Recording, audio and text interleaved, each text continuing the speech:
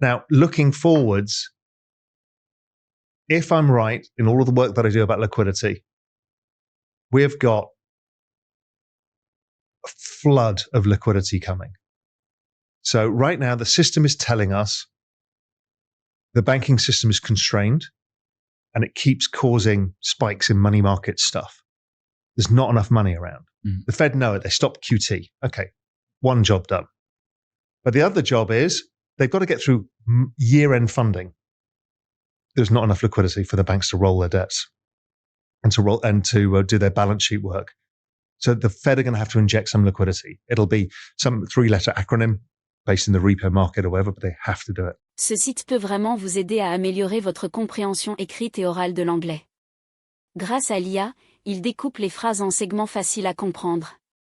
Vous pouvez régler la vitesse, mettre en pause ou revenir en arrière pour saisir chaque phrase.